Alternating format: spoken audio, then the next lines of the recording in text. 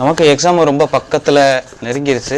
அதுக்காக நம்ம இப்போ என்ன பண்ணுறோம் அப்படின்னா, தொடர்ந்து முக்கியமான கேள்விகளை தொடர்ந்து பார்த்துக்கிட்டே வரோம்.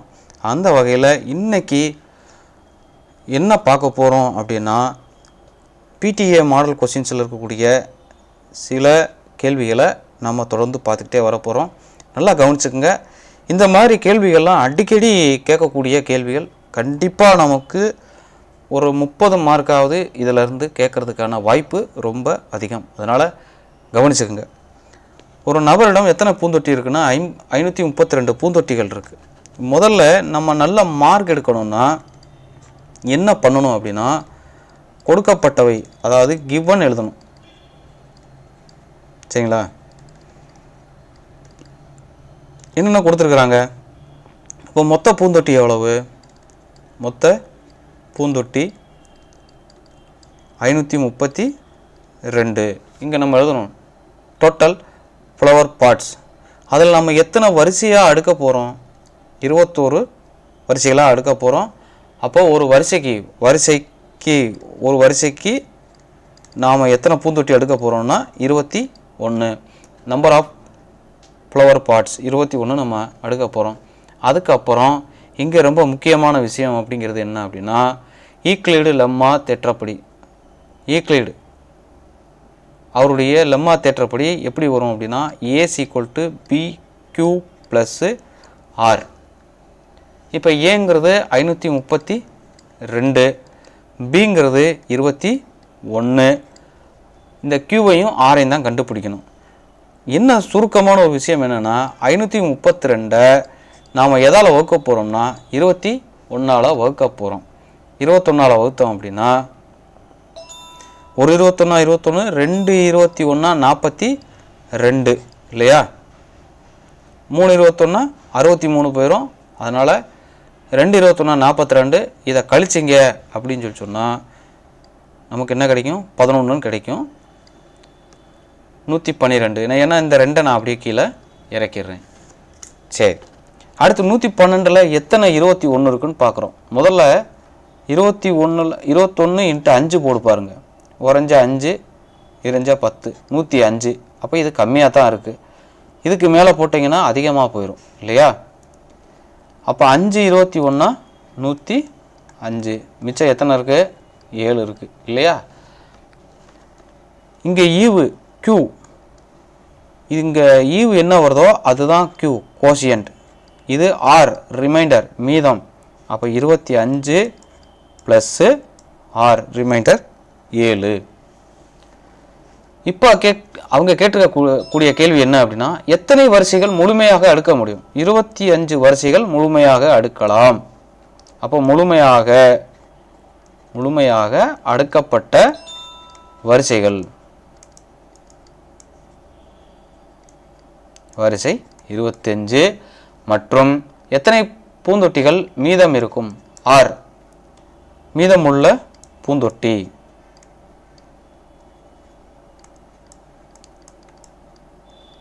ஏழு. இவ்வளோதான் கணக்கு. இது ஒரு 2 மார்க் கொஸ்டின்ஸு. இதை நீங்கள் எக்ஸ்பேண்டாக எழுதுறதுனாலும் எழுதலாம், இல்லை சுருக்கி எழுதுறதுனாலும் எழுதலாம். இந்த கேள்வியை நல்லா கவனிச்சுக்குங்க. இங்கே கொடுக்கப்பட்டவை முதல்ல நாம் எழுதிடணும். கிவன் கொடுக்கப்பட்டவை என்னென்ன இருக்குது? x⁴ - 13x² plus 42 = 0. சரியா? இதை குவாட்ரேட்டிக் ஈக்குவேஷன் அதாவது இருபடி சமன்பாட்டுப்படி நாம் எழுத வேணும். அதுக்கு முதல்ல என்ன பண்ணணும்னா, இதை 2ஆக பிரிச்சிடறோம். x² பிரிக்கிறோம். -13x² plus 42 = 0. இது எழுதணும்னு அவசியம் இல்லை, தெரிஞ்சால் போதும். இது ஏன் அப்படின்னா, இப்போ ஒய்யோட மதிப்பை நாம் என்னவா எடுத்துக்கணும் அப்படின்னா x² எடுத்துக்கணும். சரிங்களா?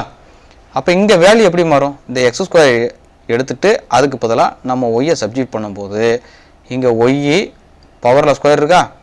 y² - 13y plus 42 = 0. இப்போ இதை ஃபேக்டரைசேஷன் அதாவது காரணிப்படுத்துறது.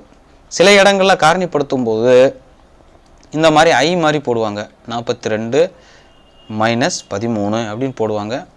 சில இடத்துல எப்படி பண்ணுவாங்கன்னா இந்த மாதிரி இருக்கும். 42 இங்கே மைனஸ் 13. உங்களுக்கு எந்த மாதிரி தோணுதோ அந்த மாதிரி நீங்கள் போட்டுக்கோங்க. இப்போ எந்தெந்த வாய்ப்பாடில் 42 வரும்? 6ஆம் வாய்ப்பால் வருமா? 6, 7. ஆனால் இங்கே என்ன பிரச்சனை அப்படின்னா இங்கே சிம்பிள் என்ன இருக்குது? மைனஸ் இருக்குது. ஸோ கூட்டுனா வரணுங்கிறதுனால இந்த ரெண்டுக்குமே மைனஸை போட்டுடணும். சரிங்களா? அப்போ தான் கூட்டுனா இது கரெக்டாக வரும். ஒய் ஒய் அப்போ வேல்யூ எப்படி மாறுது? Y minus 6 into Y minus 7 equal to 0. அப்போ ஒய்யோட வேல்யூ நமக்கு 6ஆகவும் ஒய்யோட வேல்யூ 7ஆகவும் கிடைக்கும். ஆல்ரெடி நம்ம ஒய் என்னவா வச்சுருக்கோம்? எக்ஸ் ஸ்கொயராக வச்சுருக்கோம். ஆனால் இங்கே கணக்கே நமக்கு எக்ஸு தான் இருக்குது, ஒய் இல்லை. அதனால் ஒய்க்கு பதிலாக எக்ஸ் ஸ்கொயரை சப்ஜெக்ட் பண்ணிடுறோம். சப்ஜெக்ட் பண்ணிட்டா 6 X square equal to 7. 2 value இருக்குது. சரிங்களா? இந்த ஸ்கொயர் அந்த பக்கம் போச்சுன்னா நமக்கு ரூட்டாக மாறும். அப்போ எக்ஸோட வேல்யூ எப்போவுமே ரூட்டில் அப்படின்னு எழுதும்போது ப்ளஸ்ஸு ஆர் மைனஸ் அப்படின்னு கண்டிப்பாக எழுதி ஆகணும். எக்ஸோட value plus or minus root 7. இதெல்லாம் ரொம்ப கவனிக்க வேண்டிய விஷயம். எதாவது ரூட்டு போட்டால் ப்ளஸ் ஆர் மைனஸ் போடணும், கண்டிப்பாக போடணும். இங்கே என்னென்ன ரொம்ப முக்கியம்னா இது ரொம்ப முக்கியம். அடுத்து இந்த ரெண்டும் ரொம்ப முக்கியம்.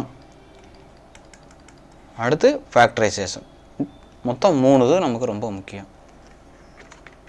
அடுத்த கணக்கை பார்க்குறோம். இங்கே ஏயின் வரிசை பி இன்ட்டு கியூ மற்றும் பியின் வரிசைன்னு கேள்வி கொடுத்துருக்குறாங்க. ஃபஸ்ட்டு எப்போவுமே நம்ம சொல்கிற விஷயம் கொடுக்கப்பட்டவை எடுத்து எழுதணும், கிவன். அப்போ ஏயின் வரிசை, ஏவோட வரிசை என்னவா இருக்குது அப்படின்னா பி இன்ட்டு கியூ. பியோட வரிசை என்னவா இருக்குது? Q into R. அப்போ 2 அணிகளையும் பெருக்க முடியும் எனில் ஏபி மற்றும் பிஏ. அப்போ ஃபஸ்ட்டு நம்ம கண்டுபிடிக்க வேண்டியது ஏபி. ஏவையும் பியையும் பெருக்கணும். பெருக்கும்போது இப்போ ஏவோட மதிப்பு பி இன்ட்டு கியூ இன்ட்டு பியோட மதிப்பு கியூ இன்ட்டு ஆர். இது அணிகளை பொறுத்த வரைக்கும் இந்த ரெண்டும் நமக்கு சேமாக இருக்கிறதுனால இந்த ரெண்டும் நமக்கு கேன்சல் ஆயிரும்.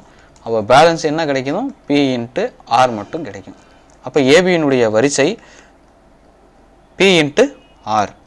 சரி, அடுத்து இப்போ பிஏ கண்டுபிடிக்கணும். பி பெருக்கல் ஏ. இப்போ பியோட மதிப்பு நமக்கு என்ன கிடைக்குது? கியூ இன்ட்டு ஆர் பெருக்கல் பி இன்ட்டு கியூ. இப்போ நல்லா கவனிங்க, இந்த ஆரும் இந்த பியும் சமமாக இல்லை. So R is not equal to P. எனவே பி கிராஸ் ஏ அதை நம்மளால் கண்டுபிடிக்க இயலாது, காண இயலாது, வரிசையை காண இயலாது அப்படின்னு நம்ம கடைசியில் எழுதணும். வரிசையை காண இயலாது. இப்போ இங்கிலீஷ் மீடியத்தில் எழுதுகிறோம் அப்படின்னா ஏ கிராஸ் பியோட மதிப்பு P into R, P cross A அப்படின்னு போட்டு தட் இஸ் நாட் எக்ஸிஸ்ட் அப்படின்னு போடணும். அவ்வளோதான். நம்ம இப்போ அடுத்த கேள்விக்கு வரோம். இந்த கேள்வி ரொம்ப ஈஸியான கேள்வி. இதில் ஒரு 5 மார்க்கு கேள்வியும் கண்டிப்பாக வரலாம், வாய்ப்பு இருக்குது. அதனால் இதை நல்லா கவனிச்சுங்க. எஃப் என்ற உறவானது இதுதான் நம்ம கொடுத்துருக்கிறது. அப்போ கொடுக்கப்பட்டவை அப்படின்னு நம்ம எழுதுகிறோம்.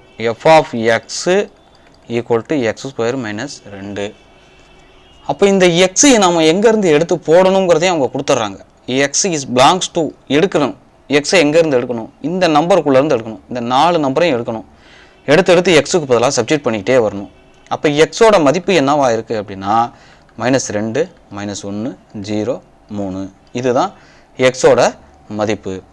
இப்போ இதை கொண்டு வந்து இதில் சப்ஜெக்ட் பண்ணணும். ஃபஸ்ட்டு எஃப் ஆஃப் -2, எக்ஸுக்கு பதிலாக -2 சப்ஜெக்ட் பண்ணுறோம். -2 த ஹோல் ஸ்கொயர் -2. -2 ஸ்கொயர் பண்ணோம்னா நமக்கு 4 கிடைக்கும். 2 ஸ்கொயர் 4 சரியா? -2. இப்போ 4 - 2 2. அப்போ எஃப் ஆஃப் -2வினுடைய வேல்யூ நமக்கு என்னவா கிடைக்குது? 2வா கிடைக்குது. சரி, அடுத்து எஃப் ஆஃப் -1 அதே தான். இந்த எக்ஸை எடுத்துகிட்டு அதுக்கு பதிலாக -1 ஸ்கொயர் பண்ணுறோம். -2. அப்போ -1 ஸ்கொயர் பண்ணால் நமக்கு +1 -2. இப்போ 1ல் 2வை மைனஸ் பண்ண முடியாது. அதனால் எஃப் ஆஃப் மைனஸ் ஒன்னோட வேல்யூ நமக்கு என்னவா கிடைக்கும்? -1. ஏன்னா பெரிய நம்பரோட சிம்பிளை போட்டுருவோம். அடுத்து எஃப் ஆஃப் 0. இப்போ 0 போடும்போது எக்ஸுக்கு 0 போட்டிங்கன்னா 0 ஸ்கொயர் -2. 0 ஸ்கொயர் என்ன? 0 தான். 0 -2 -2. அப்போ எஃப் ஆஃப் 0வோட மதிப்பு -2 அப்படிங்கிறது கிடைக்கும். இப்போ கடைசியாக எஃப் ஆஃப் 3. எக்ஸுக்கு பதிலாக இந்த எக்ஸை எடுத்துகிட்டு அதுக்கு பதிலாக 3யை சப்ஸ்டிட்யூட் பண்ணுறோம். இப்போ 3 ஸ்கொயர் -2. 3 ஸ்கொயர் எவ்வளவு? 3 ஸ்கொயர்னால் 3 2ஆல் பெருக்கணும்னு அர்த்தம் இல்லை. 3 2 தடவை பெருக்கணும். 3 × 3 3 9 -2. இப்போ 9 - 2 7. ஏன்னா நம்ம அந்த மாதிரியான தவறுகளையெல்லாம் விடுவோம். அப்போ எஃப் ஆஃப் 3யோட மதிப்பு நமக்கு என்ன கிடச்சிருச்சு? 7ன்னு கிடச்சிருச்சு இல்லையா? இப்போ தான் நம்ம கேள்விக்குள்ளே வர்றோம். ஃபஸ்ட்டு எஃப்பின் உறுப்புகளை பட்டியலிடு. எஃப்பினுடைய உறுப்பு ஃபஸ்ட்டு எஃப் ஆஃப் எக்ஸ். இதை நம்ம எப்படி எழுத போகிறோம் அப்படின்னா, ஃபஸ்ட்டு -2 போட்டால் நமக்கு என்ன கிடச்சிச்சு? 2ன்னு கிடச்சிச்சா? அப்போ -2, -2, அடுத்து -1 போட்டால் நமக்கு என்ன கிடச்சிச்சு? -1 கிடச்சிச்சா? ஸோ -1, -1. அடுத்து 0ன்னு போட்டால் நமக்கு என்ன கிடச்சிச்சு? -2 கிடச்சிச்சா? ஸோ 0, -2. அடுத்து 4வது பாருங்கள், கடைசியாக 3ன்னு போட்டால் நமக்கு என்ன கிடச்சிச்சு? 7 கிடச்சிச்சா? அப்போ 3, 7. இதுதான் வேல்யூ. இதுதான் அந்த உறுப்புகளை நம்ம எழுதிட்டோம். உறுப்புகளை பட்டியலிட்டாச்சு. அதுக்கப்புறம் எஃப் ஆனது ஒரு சார்பாகுமான்னு கேட்டிருக்காங்க. இதை வச்சே நாம் இது சார்பா இல்லையான்னு கண்டுபிடிச்சிடலாம். நல்லா கவனிச்சுங்க. இந்த பக்கம் எக்ஸு, இந்த பக்கம் எஃப் ஆஃப் எக்ஸ். சரியா? அப்போ -2 அப்படின்னு நம்ம போட்டோம்னா நமக்கு என்ன கிடச்சிச்சு? 2 கிடச்சிச்சா? அடுத்து -1 போட்டால் இங்கேயும் -1 கிடச்சிச்சு. அடுத்து 0 போட்டால் -2 கிடச்சிச்சா? சரி, அடுத்து 3 போட்டால் நமக்கு இங்கே 7 கிடச்சிது. இப்போ பாருங்களேன், ஒன்றுக்கு ஒன்று தொடர்பில் ஒரு நம்பரில் மட்டும்தான் எங்கள் தொடர்பில் இருக்கும். அதனால் இந்த எஃப் என்ற சார்பானது ஃபங்க்ஷனை வெளிப்படுத்தும். ஃபங்க்ஷன்னா என்ன அர்த்தம்? அவங்க கேட்டிருக்காங்க, எஃப்ங்கிறது ஒரு சார்பாகுமா? ஆமாம், எஃப் ஆனது ஒரு சார்பு ஆகும். எஃப் என்ற சார்பானது சார்பாகும் அப்படின்னு எழுதினாலும் சரி, இல்லை எஃப் ஆனது சார்பாகும் அப்படின்னு எழுதினாலும் சரி. அப்போ 2 கொஸ்டினை நம்ம முடிச்சிட்டோம். 1, இது 2.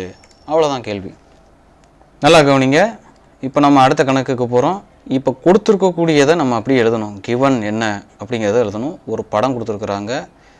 நீங்கள் நல்லா படத்தை போட்டுக்கோங்க. இந்த படத்தில் என்னென்ன இருக்குது அப்படிங்கிறத பாருங்கள். பி, இந்த இடத்துல ஒரு கோடு போட்டு, இங்கே எஸ்ஸு, இங்கே கியூ, இங்கே ஆர், இங்கே டி.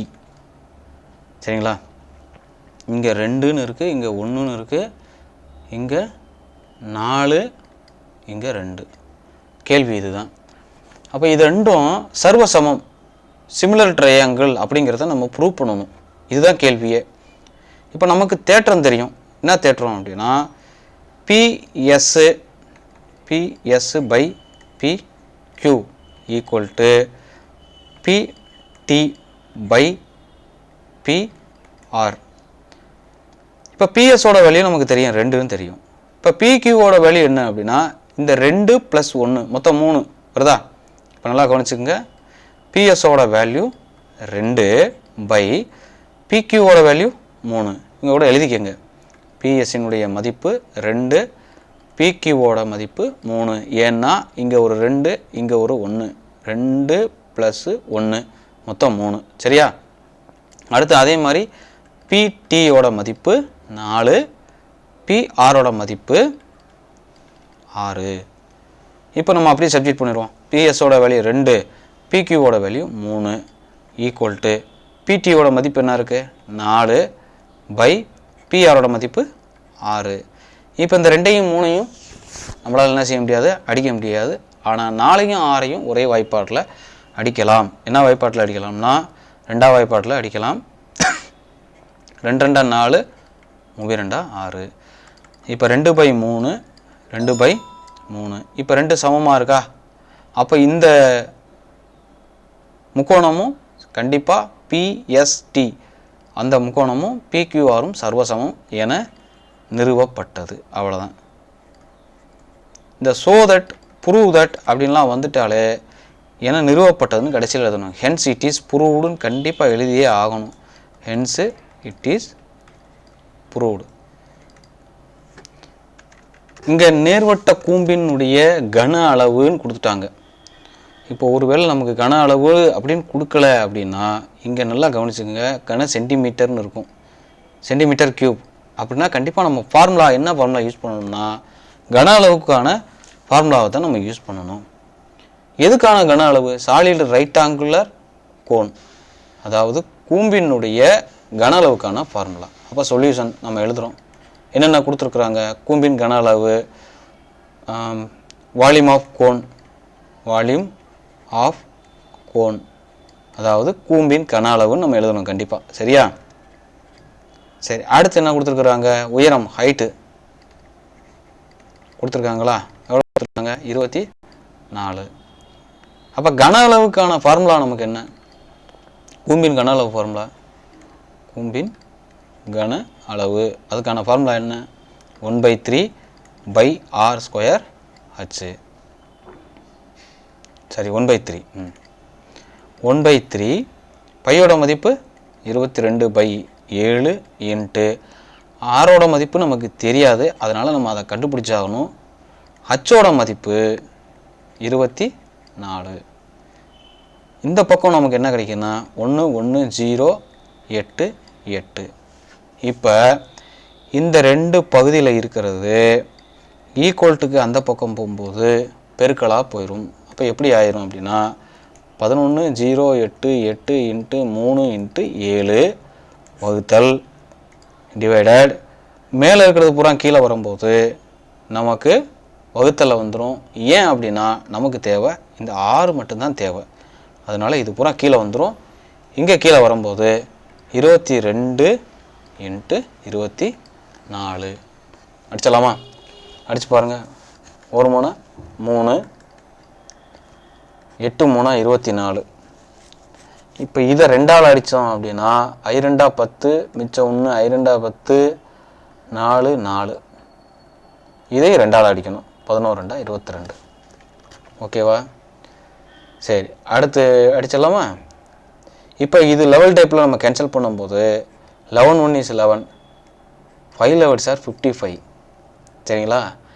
அதுக்கப்புறம் நம்மளால் என்ன செய்வாங்கன்னா இதை 4 levels are 44ன்னு போட்டுருவாங்க. தப்பு. ஏன் அப்படின்னா இந்த இதற்குள்ளே 4 நம்மளால் என்ன செய்ய முடியாது, 11ஆல் டிவைட் பண்ண முடியாது. இப்போ டிவைட் பண்ணி பார்த்தோம் அப்படின்னா 55 44 11ஆல் டிவைட் பண்ணும்போது 5 levels are 55. அது ஓகே, நமக்கு 0 வந்துடும். ஆனால் அடுத்து நம்ம ஒரு நம்பர் தான் இறக்குவோம். இப்போ நம்மளால் 2 நம்பரையும் இறக்கி இங்கே 4ன்னு போட்டுருவாங்க. அப்போ 54னா தப்பாக போயிடும். சரிங்களா? அப்போ நடுவில் என்ன வரணும்னா 0 வரணும். ஏன்னா வகுக்க முடியாது, அதனால் 0 போடுறோம். 0 போட்டுட்டு 4 11 44 அடிச்சிடலாம். இப்போ இங்கே மிச்சம் என்ன இருக்குது அப்படின்னா 504 இன்ட்டு 7/8ன்னு இருக்கும். இப்போ இந்த 8ஐயும் 504ஐயும் அடிக்கிறோம். அடிங்க.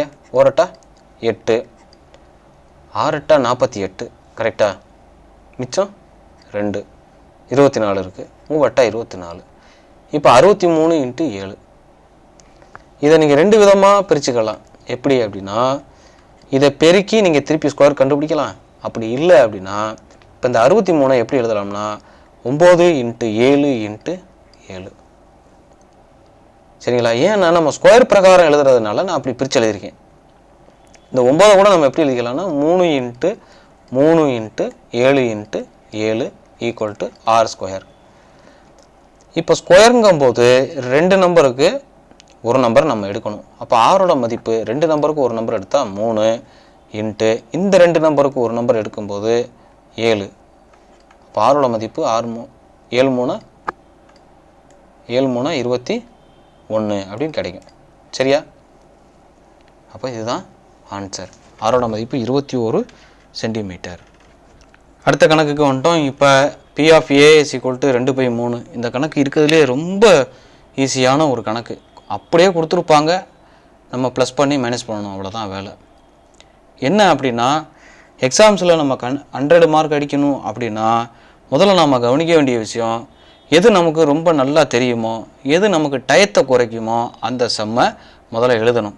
இந்த சம்மெல்லாம் டயத்தை ரொம்ப குறைச்சிரும். கிட்டத்தட்ட 3 நிமிஷத்துக்கு போட வேண்டிய சம்மை இதெல்லாம் 1 நிமிஷம் 1.5 நிமிஷத்துலேயே நீங்கள் போட்டுடலாம். சரியா? சரி, கவனிங்க. இப்போ பாருங்கள், இதுக்கு ஃபார்முலா மட்டும் நம்ம எழுதுனா போதும். இப்போ கொடுக்கப்பட்டவை நீ எழுதிட்டு, இப்போ கிவன் B of A வந்து என்ன மதிப்பு 2/3, P of B அதோட மதிப்பு நமக்கு என்ன இருக்குது 2/5, P of A union B அதனுடைய மதிப்பு 1/3. சரிங்களா? இப்போ நாம் என்ன கண்டுபிடிக்கணும்? P of A intersection B இதை மட்டும் கண்டுபிடிச்சா போதும். அதோட மதிப்பு என்ன அப்படின்னா P of A plus P of B minus P of A union B இதுதான் மதிப்பு. ஃபஸ்ட்டு இது ரெண்டையும் ஆட் பண்ணிவிட்டு அதுக்கப்புறம் அதிலேருந்து அதை மைனஸ் பண்ணணும். இப்போ 2/3 P of A ஓட மதிப்பு 2/3. சரிங்களா? B of B ஓட மதிப்பு 2/5 மைனஸ் 1/3. இப்போ நல்லா கவனிச்சுக்குங்க, இங்கே 2 பகுதியும் வேறு வேறு மாதிரி இருக்கிறனால இது ரெண்டையும் கிராஸ் பண்ணிக்கோங்க. இப்போ வரைக்கும் இதை கண்டுக்கிறாதீங்க, அதுக்கப்புறம் பார்த்துக்கலாம். அப்போ இங்கே என்ன வருது? 2×10 ப்ளஸ்ஸு 6/15 மைனஸ் 1/3. கரெக்டாக? 10 + 6 16/15 மைனஸ் 1/3 இருக்கா? இப்போ 16/15ஐயும் 1/3ஐயும் நாம் என்ன செய்யணும்? மைனஸ் பண்ணணும். இங்கேயும் நமக்கு பகுதி 2, இந்த பகுதி 2 நமக்கு ஒரே மாதிரி இல்லை. இப்போ 3ஆம் வாய்ப்பால் 15 வரும். அதனால் நம்ம என்ன பண்ணலாம்னா 5ஆல் பெருக்கிட்டா போதும். மேலே இங்கேயும் 5ஆல் பெருக்கிட்டா இந்த பகுதி 2 ஒரே மாதிரி ஆயிரும். இப்போ 16/15 அப்படியே இருக்கும். மைனஸ் 5ஆல் பெருக்குனிங்கன்னா 1×5 5, 3×5 15. இப்போ 12 ஒரே மாதிரி ஆயிடுச்சா? அப்போ 2ஐயும் கழிச்சிடலாமா? இப்போ டினாமினேட்டர் 2ம் வேறு வேறு மாதிரி இருக்கிறதுனால நியூமரேட்டரை அப்படியே நம்ம மைனஸ் பண்ணிக்கலாம். ஸோ 15 கேன் பி 15 அப்படியே தான் இருக்கும், அதை மாற்றவே முடியாது. இங்கே 16 - 5 வேல்யூ நமக்கு 11. அப்போ answer P of A intersection B அதோடைய மதிப்பு 11/15. ஆன்சர் அவ்வளோதான். இந்த கேள்வியை நம்ம அடிக்கடி எல்லா கொஸ்டின்ஸ்லேயும் நம்ம பார்க்க முடியும், வாய்ப்பு அதிகம். என்ன எல்லா கொஸ்டின்ஸ்லேயும் கேட்குறாங்க, அடிக்கடி கேட்டிருக்கிறாங்க. அதனால் இதை பார்ப்போம். இப்போ நம்ம கொடுக்கப்பட்டவையில் வந்து என்ன கொடுத்துருக்குறாங்கன்னா, ஏவோட மதிப்பு m,n, பியோட மதிப்பு பையன்னு என்ன அர்த்தம்னா ஒன்றுமே இல்லை அப்படின்னு அர்த்தம். இப்போ ஃபஸ்ட்டு நம்ம என்ன கண்டுபிடிக்க சொல்லியிருக்காங்கன்னா A cross B அதோட வேல்யூ m,n இன்ட்டு பியோட மதிப்பு பை. இப்போ இந்த ரெண்டையும் நம்ம பெருக்கும்போது, அதாவது மல்டிப்ளிகேஷன் பண்ணும்போது வேல்யூ எப்படி மாறும்னா பையன் தான் மாறும். சரிங்களா? அடுத்து A cross A, அப்போ ஏவையும் பெருக்கணும். இப்போ ஏவோட மதிப்பு m,n இன்ட்டு m,n. இப்போ பெருக்கிறோங்கும்போது இதையும் எழுதணும். எப்படி எழுதுருவோம்? m,m, அதே மாதிரி இந்த எம்மை வச்சு இங்கே மல்டிப்ளிகேஷன் பண்ணணும், m,n. அடுத்து எண்ணை வச்சு மல்டிப்ளிகேஷன் பண்ணும்போது n,m, அதே மாதிரி இதே மல்டிப்ளிகேஷன் பண்ணோம்னா நமக்கு n,n. வேல்யூ அவ்வளோதான். 2 தான் கேட்டிருக்காங்க, இப்போ 2ஐயும் முடிச்சாச்சு. அப்போ இதுக்கு நமக்கு 1 மார்க்கும் இதுக்கு 1 மார்க்கும் நமக்கு கிடைக்கும். மொத்தம் 2 மார்க் கிடைச்சிரும்.